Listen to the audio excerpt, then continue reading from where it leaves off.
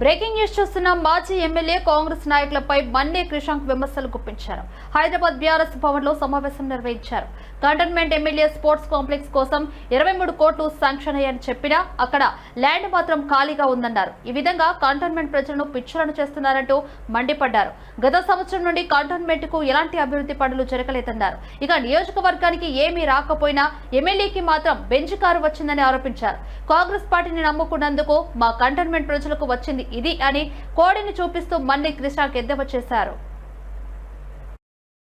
Complex వదిలేయండి, కనీసం అక్కడ ఒక ఫుట్బాల్ పోల్ కూడా 23 కోట్లు శాంక్షన్ అయినాయి. స్పోర్ట్స్ కాంప్లెక్స్ శాంక్షన్ ప్రతిపాదన కూడా శాంక్షన్ అయిపోయినాయి. ఏడికి పోయినాయి మరి పైసలు? ఎక్కడికి పోయినాయి ఆ పైసలు? ఇప్పుడే ఫోటో తెప్పించిన, ఇవాళనే డేట్, ఇప్పుడు 12 గంటలకు.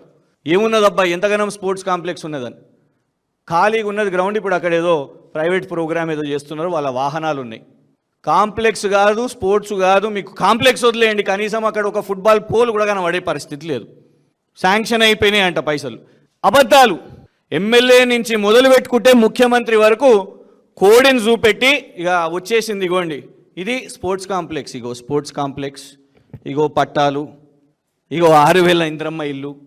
అట్లా మా కంటోన్మెంట్ ప్రజలను పిచ్చోళ్ళని చేసి మభ్యపెట్టి ఏం జరిగింది లాభము అని అంటే పట్టాలు రాలే, ఏమీ రాలేదు.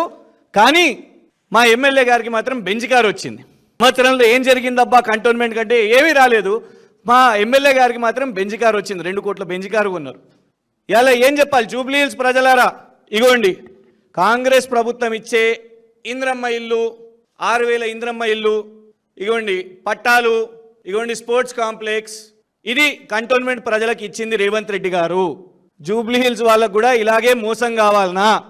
కంటోన్మెంట్ ప్రజలను మోసం చేసి వీళ్ళందరూ మా కేటీఆర్ గారు చెప్పారు మొన్న, దండుపాల్యం బ్యాచ్ వారు ఒక్కరు మహిళ వారికి ఎన్నికలు కొట్లాడిర్రు.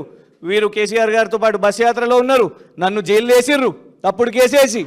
దండుపాల్యం బ్యాచ్ మొత్తం వచ్చి అబద్ధాలు చెప్పి ఓట్లు తెచ్చుకొని నిస్సిగ్గుగా ఇవాళ మళ్ళా అదే అబద్ధం జూబ్లీ హిల్స్లో చెప్తున్నారు. చేతులు జోడించి జూబ్లీ హిల్స్ ఓటర్లను మేము ప్రార్థిస్తున్నాం.